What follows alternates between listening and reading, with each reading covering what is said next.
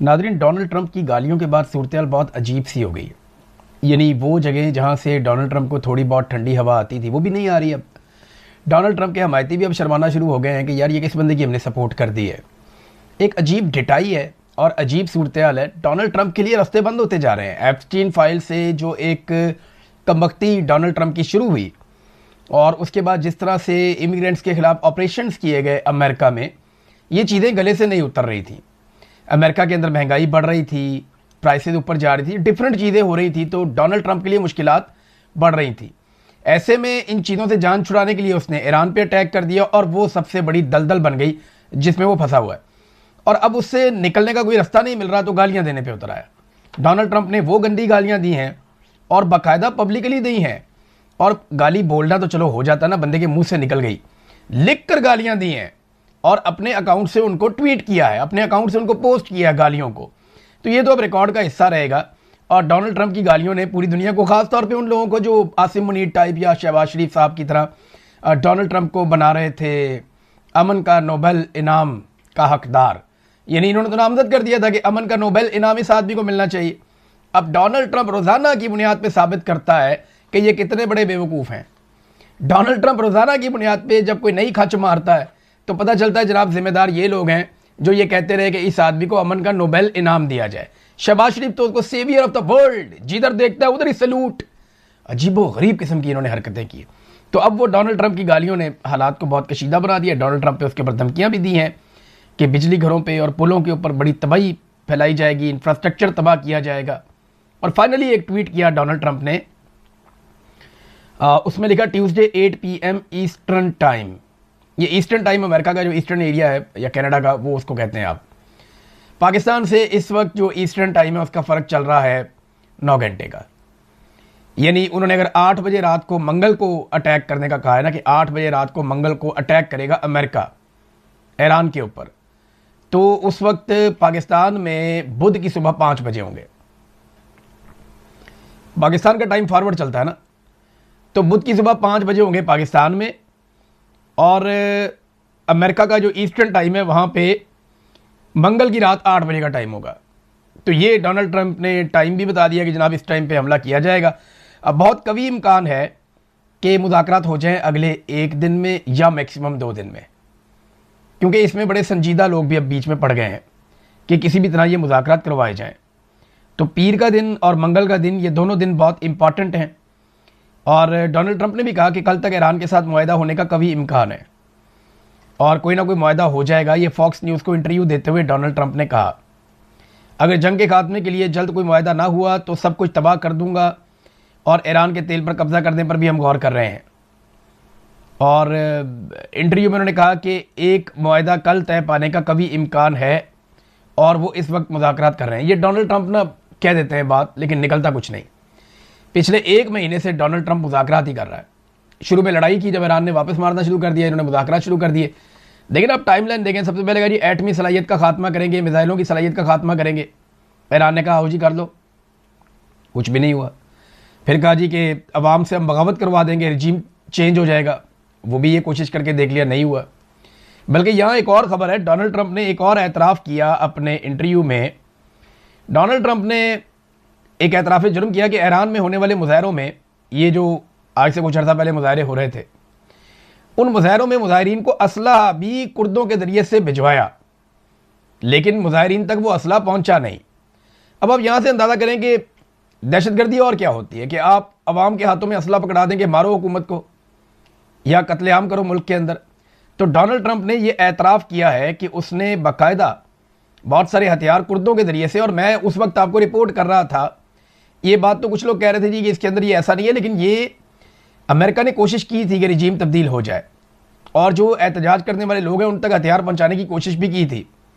उस वक्त जब आयतुल्लाह अली खामनाई शहीद हो गए, अब तो पहले वो उस वक्त ज़िंदा थे, उन्होंने और उनकी हुकूमत ने जब ये बात बार बार दोहराई और बार बार उन्होंने ये बात बताई कि ये जो मुजाहिरीन हैं इन तक हथियार पहुँचाए जा रहे हैं और ये बाकायदा कत्लेआम में मुलव्वस हैं, और ये जो लोग मारे गए हैं ये सारे रियासत ने नहीं मारे, ये बहुत सारा कत्लेआम किया गया है, बाय डिज़ाइन किया गया है।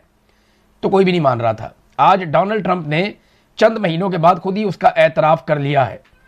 बहरहाल जो डोनाल्ड ट्रंप की धमकी है वो मैं आपके सामने रखता हूं। अगर मुआहदा ना हुआ तो बहुत कम छोड़कर पूरे ईरान को तबाह किया जा सकता है, नहीं ईरान का बहुत थोड़ा हिस्सा बचेगा, बाकी सारा तबाह कर देंगे। डोनाल्ड ट्रंप ने धमकी लगाई है। उसने कहा जी कि अब तो मंगल की रात 8 बजे और तब तक ईरान को कोई मुआहदा करना पड़ेगा। तो मुआहदा किस तरह का चाहता है डोनाल्ड ट्रंप, वो आपको पता है। उस तरह के मुआहदे के ऊपर ईरान मानता नहीं है। बीच का रास्ता क्या निकलेगा वो मैं आपको पहले बता चुका हूं कि बीच का रास्ता यही है कि ईरान कुछ फेस सेविंग दे दे अमेरिका को, और अमेरिका ईरान को इस बात की गारंटी दे दे कि पाबंदियां भी नहीं लगेंगी और आइंदा हमला भी नहीं किया जाएगा, और ईरान एक आज़ाद मुल्क की तरह रहेगा। वो अपने मामलात को आज़ाद मुल्क की तरह देखेगा। और आबनाए हुर्मुज़ को अब वो कंट्रोल करना चाहते हैं, यहां पे आके फटा पड़ जाता है। इसका जवाब दिया है ईरान ने। ईरान का जो रद्द-ए-अमल आया है, अब ये सुप्रीम लीडर मुश्तबा खामनाई के सीनियर मुशीर हैं अली अकबर वलायती। उन्होंने कहा कि मुज़ामती महाज की मुत्तहिदा कमान बाबुल मंदब को आबनाए हुर्मुज़ की तरह देखती है। अमेरिका ने दोबारा कोई गलती की तो आलमी तवानाई और तिजारत का भाव एक ही वार से मफलूज हो सकता है। यानी फिर आलमी तवानाई भी नहीं होगी और तिजारत का जो भाव है वो भी हम रोक देंगे, और ये हम एक ही बार से कर देंगे। ईरान के पास भी स्ट्रेटजी तो है ना, उनके पास अपनी हिकमत अमली है कि अगर ठीक है अमेरिका ये करेगा तो हम ये करेंगे, अगर वो करेगा तो हम वो करेंगे। तो इन्होंने भी, ईरान ने भी अपना कुछ ना कुछ बंदोबस्त करके रखा हुआ है। लेकिन अमेरिका जो करने जा रहा है उसका नुकसान कोई ईरान के अंदर जो रजीम है उसको नहीं होगा, वो तो आवाम को नुकसान होगा। अगर इंफ्रास्ट्रक्चर आप तबाह कर देंगे, आप पावर प्लांट्स तबाह कर देंगे, आप ग्रिड्स तबाह कर देंगे, आप पुलों को और इंफ्रास्ट्रक्चर को तबाह कर देंगे, इमारतों को तबाह कर देंगे, रिहायशियों को तबाह कर देंगे, तो ये तो आम ईरानी को इसका नुकसान होगा। ईरानी अवाम जो है वो इसका खुमियाजा भुगतेगी। बहरहाल डोनाल्ड ट्रंप ने बहुत सारा कुछ करके देख लिया। कभी इंफ्रास्ट्रक्चर को तबाह किया, कभी अवाम से बगावत कराई, कभी लीडरशिप का कत्लेआम करवाया, कभी 2 दिन का वक्त दिया, फिर 5 दिन का वक्त दिया, फिर 10 दिन का वक्त दिया, मुज़ाकरात की कोशिश की, फिर हमलों की धमकियां दी, फिर कहा जी ज़मीनी अफवाज हम भेज देंगे, और अब मंगल की शाम 8 बजे। अच्छा, ज़मीनी अफवाज भेजने के ऊपर ना एक सर्वे हुआ है। ये सर्वे हुआ अमेरिका में और करवाया CNN ने। CNN आजकल बहुत सर्वे करवा रहा है। डोनाल्ड ट्रंप के वैसे भी CNN खिलाफ है, ये बात आप याद रखिएगा। मैं CNN का हवाला देता हूं तो एक मार्जिन आपको रखना है कि CNN डोनाल्ड ट्रंप के खिलाफ है और डोनाल्ड ट्रंप CNN के खिलाफ है। फॉक्स न्यूज़ डोनाल्ड ट्रंप के हक में है और डोनाल्ड ट्रंप और उसकी पार्टी फॉक्स न्यूज़ से प्यार करते हैं। अब CNN ने एक और सर्वे करवा दिया, लेकिन देखिए अमेरिका में झूठे सर्वे आप करवा नहीं सकते हो, केस हो जाता है, बंदा फंस जाता है, चैनल भी फंस जाता है, उसकी क्रेडिबिलिटी भी बढ़ जाती है। बहरहाल ये CNN ने जो सर्वे करवाया उस सर्वे के मुताबिक 68% अमरीकी, 68% अमेरिकन वो ये कहते हैं जनाब कि ईरान की ज़मीन पे हमें फ़ौज नहीं उतारनी चाहिए, मुसीबत बन जाएगी, वो इसके खिलाफ है। अच्छा, कितने फ़ीसद अमेरिकन ये कहते हैं कि फ़ौज उतारनी चाहिए? ऐसा नहीं है कि 68% अगर कुछ और बात कर रहे हैं तो बाकी 32% कुछ और बात करें, नहीं, सिर्फ 11% हैं जो कह रहे हैं कि फ़ौज उतारनी चाहिए। यानी 11% अमरीकी डोनाल्ड ट्रंप के अगर ये फैसला करता है कि फ़ौज उतारते हैं तो उसके साथ हैं, और 68% अमरीकी इसके खिलाफ हैं, जबकि 21% अमरीकी कहते हैं जी हम इसके ऊपर कोई बात नहीं करते, हमारी इस पर कोई राय नहीं है। ये है इस वक्त अमेरिका के अंदर पाई जाने वाली सोच। नाज़रीन, एक बड़ा इशू और है, वो है बुशहर, जहां से रूस ने अपने बहुत सारे वर्कर्स को अभी निकाला है। बुशहर में एक एटमी पावर प्लांट है ईरान का और ये फंक्शनल है। अब ईरान ये बार बार बता रहा है कि इसके आसपास धमाके हो रहे हैं, कभी ड्रोन मारा जाता है, कभी मिसाइल मारा जाता है, कभी रॉकेट मारा जाता है, तो इसके आसपास बहुत करीब में धमाके हो रहे हैं, और एक गलती और पूरा खित्ता लपेट में आ जाएगा। और ये IAEA रोज़ाना की बुनियाद के ऊपर 3-3, 4-4 दफ़ा पूरी दुनिया को खबरदार कर रही है। जो ये एटमी असासों के हवाले से आलमी इदारा बना हुआ है, वो पूरी दुनिया को बार बार खबरदार कर रहा है कि ये रोके आप, ये हो गया तो सब फंस जाएंगे। और सब कैसे फंसेंगे मैं आपको बताता हूँ। बुशहर में अगर ये ताबकारी हो जाती है ना, तो याद रखिएगा कि अप्रैल के महीनों में जो हवाएं चलती हैं ना, अप्रैल और मई के महीनों में, ये नॉर्थ वेस्ट चलती हैं। यानी ये हवा अगर बुशहर में ये एटमी ताबकारी होती है तो हवा जाएगी टुवर्ड्स गल्फ कंट्रीज़, बहरीन में, कतर में, कुवैत में, ओमान में, UAE में, ये इस तरफ को, सऊदी अरब में, ये हवा इस तरफ को जाएगी और ये सारे ममालिक मुतासर होंगे बशमूल अमरीकी अड्डों के, और यहाँ रहने वाले लोग भी मुतासर होंगे। और जो बीच में पर्शियन गल्फ है जहाँ पे बेशुमार दुनिया के बहरी जहाज़ खड़े हैं वो भी मुतासर होंगे। तो ये बड़ी मुसीबत बन जाएगी। और अगर हवा चलती है अपोजिट साइड पे तो ईरान का एक बहुत बड़ा हिस्सा मुतासर हो जाएगा। और अगर पाकिस्तान की तरफ आती है तो पाकिस्तान को इस पर आज ही बात करनी चाहिए, पाकिस्तान भी इससे, अगर गरबन शरकन हवा चलती है, और ये चलती होती है हवा, ये जो सीज़न है ना आपका अप्रैल का, मई का, जून का, ये तेज़ हवाओं वाला सीज़न होता है, इसमें हवा तेज़ चलती है, तो इसका नुकसान हो सकता है। ये बात सबको ज़हन में रखनी पड़ेगी, और ये बार बार खबरदार किया जा रहा है उन लोगों की जानिब से जो लोग जंग को और उसके नुकसानात को जानते हैं। फ्रांस के साथ यूएई का एक मुआहदा था, वो भी यूएई ने ख़त्म कर दिया। ये राफेल तैयारों के हवाले से था, वो 5 अरब यूरोस का मुआहदा था, तो ये मिलकर काम करने वाले थे। इसमें यूएई का एक दिफाई नुक्ता नज़र से फ्रांस के साथ मुआहदा था, तो पार्टनरशिप थी, वो ख़त्म हो गई। यूएई पीछे हट गया, क्योंकि फ्रांस जो है वो अटैक करता नहीं है अब नए हुर्मुज़ खुलवाने के लिए, और फ्रांस इस लड़ाई में उतरता नहीं है। एक नादरीन जो खबर आई थी ना, जो सबसे इंपॉर्टेंट है, वो ये है कि शुमाली कोरिया के 500 ऐसे मिसाइल जो 15,000 किलोमीटर तक मार कर सकते हैं, इस खबर को बहुत हवा दी जा रही है, बहुत फैलाया जा रहा है। सबसे पहले ये खबर एक ईरानी तज्जियाकार ने दी, उसके बाद कुछ और लोग इसके बारे में बात कर रहे हैं। अब ये खबर एक और तज्जियाकार ने दी है, और उनका ये दावा है कि चाइनीज़ तज्जियाकार हैं, कनाडा में रहते हैं, मैंने आपको इनके बारे में पहले भी बताया था, मैं इनका तज्जिया मेरे सामने है, मैं ये सुन भी रहा हूँ अभी। तो इन्होंने ये दावा किया है कि वाकई ईरान ने ऐसा किया है और कोरिया ने उनको हथियार दिए हैं। वो कहते हैं कि शुमाली कोरिया और ईरान ने दुनिया के 500 जदीद तरीन सॉलिड फ्यूल ICBM की मुंतकली मगरबी मुदाखलत के बगैर मुकम्मल कर ली है। यानी मगरबी ममालिक को पता ही नहीं चला, और वो इतना सारा हथियार अपने पास ले भी गए ईरानी शुमाली कोरिया से।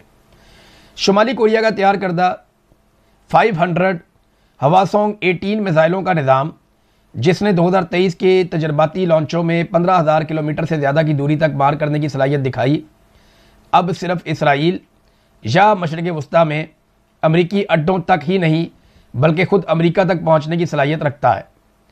ये 500 मिसाइल एक इंतहाई खुफिया लॉजिस्टिक ऑपरेशन के ज़रिए ईरानी सरजमीन पर ज़ेरे ज़मीन महफूज मकामात पर पहुँचा दिए गए हैं, जहाँ वो ईंधन से भरे और निशाने पर सेट खड़े हैं।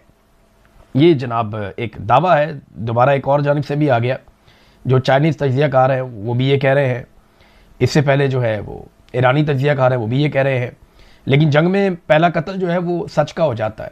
ये बात मैं आपको बार बार इसलिए कहता हूँ कि जो चीज़ मैं रिपोर्ट करता हूँ बताता हूँ कि ये किसने कही है, और अगर ये बात सच है तो ये अमेरिका के लिए बहुत परेशान कुन बात है, क्योंकि ईरान जिस स्टेट ऑफ माइंड में, उसका कोई पता नहीं, वो 500 मिसाइल इकट्ठे ही चला दे टूवर्ड्स अमेरिका, मुसीबत बन जाएगी अमेरिका के लिए, बहुत बड़ी मुसीबत बन जाएगी। उस सुपर पावर का स्टेटस ही उनका बढ़ जाएगा अगर ये इस तरीके की कोई चीज़ होती है तो। नाजरीन, एक बहुत बड़ी मूवमेंट नोट की गई है, नकलो हरकत है, ये यूरोप से मिडल ईस्ट की जानिब अमरीकी बमबार तैयारों की नकलो हरकत है, और बड़े पैमाने पर हथियार और फौजी और बमबार तैयारे ये पहुंचाए जा रहे हैं मिडल ईस्ट में। तो इसका मतलब ये है कि डोनाल्ड ट्रंप ने जो बात की वो कुछ हद तक उस बात को पूरा करने पर तुले। अब या तो अगले 2 दिनों के अंदर कोई ना कोई मुज़ाकरात होंगे, चीज़ें बेहतर होंगी, या फिर अगले 2 दिन के बाद कोई बड़ी जंग शुरू हो सकती है। एक और चीज़, आसिम मुनीर साहब ने एक जुमला बोला था, आज बहुत वायरल हो गया पाकिस्तान में हर तरफ। आसिम मुनीर साहब की बेटी की शादी पे आए यूएई के हुक्मरान।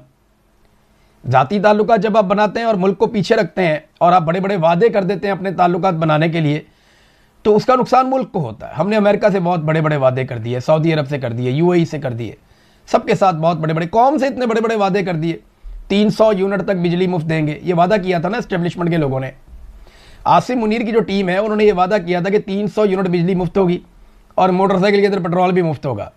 लेकिन आसिम मुनीर के लोगों को जब ज़बरदस्ती इक़्तिदार में लाकर बिठाया गया तो ना 300 यूनिट बिजली मुफ्त हुई और ना मोटरसाइकिल पे पेट्रोल मुफ्त हुआ, बल्कि पेट्रोल पहुंच गया 500 रुपये लीटर तक, और बिजली जो है उसको भी 4 गुना महंगा कर दिया, अभी मजीद महंगी करने जा रहे हैं। तो आसिम मुनीर साहब का एक स्टेटमेंट है, पाकिस्तान यहां से अब ऊंची उड़ान की तरफ जाएगा। कहां गया ऊंची उड़ान की तरफ साहब? 26वीं और 27वीं आईनी तरमीम के बाद उनके इस किस्म के दावे थे कि पाकिस्तान अब ऊंची उड़ान की तरफ जाएगा, क्योंकि वो सब कुछ ठीक कर देंगे। उन्हें लगता था उन्हें इस्तिस्ना मिल गया है, वो फील्ड मार्शल बन गए हैं, ताहयात इस्तिस्ना उनके पास है, उन्हें कोई हिला नहीं सकता, 5 साल की एक्सटेंशन भी मिल गई है। तो उन्हें लगा कि यहाँ से पाकिस्तान ऊंची उड़ान की तरफ जाएगा। लेकिन हम देख रहे हैं कि जिस दिन से आसिम मुनीर साहब पाकिस्तान के आर्मी चीफ बने, इंसानी हुकूक हो, दहशतगर्दी हो, पाकिस्तान के अंदर मईशत हो, पाकिस्तान के अंदरूनी बैरूनी कोई भी मामला हो, हर चीज़ में पाकिस्तान नीचे गया। सिर्फ एक छोटी सी अचीवमेंट मिली कि इंडिया के तैयारे गिर गए, और उसको लेकर वो एयरफोर्स ने गिराए थे, लेकिन आसिम मुनीर साहब ने उसको अपनी कामयाबी बनाकर खुद फील्ड मार्शल का ओहदा ले लिया। आप बताएं ना, ईरान का आर्मी चीफ कौन है? इतनी बड़ी जंग लड़ रहा है सुपर पावर के साथ, कौन है? अभी कल जो है वो, कल परसों की बात है, अमेरिका ने अपने आर्मी चीफ को हटाया तो हमें पता चला इसका नाम क्या है, हमें तो पता ही नहीं था। और भाई आर्मी चीफ जंगें नहीं लड़ते होते, जंगें कौम लड़ती होती है, प्रोफेशनल फौज लड़ती होती है। यहाँ उठा के आर्मी चीफ को सारा कुछ सारा क्रेडिट दे देते हैं, तो ये ऐसे नहीं होता। ये हमारे यहाँ पे पॉलिटिक्स है और उस पॉलिटिक्स का फ़ायदा उठाया जाता है।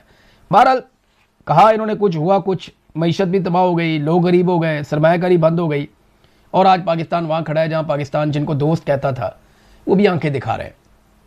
चाइना हमसे नाराज़ है, यूएई हमसे नाराज़ हो गया, अमेरिका जो है उसको इन्होंने राज़ी रखा हुआ है चापलूसियाँ कर करके। सऊदी अरब को कैसे राज़ी रखेंगे? अगर वाकई वो लड़ पड़ते हैं तो आप कैसे लड़ेंगे? ये बड़े सवालात हैं। जब आप ज़ाती फ़ायदे के लिए मुल्क को इस्तेमाल करते हैं तो फिर नुकसान भी मुल्क को होता है। अब तक के लिए इतने, अपना ख्याल रखिएगा, अपने इस चैनल का भी। अल्लाह।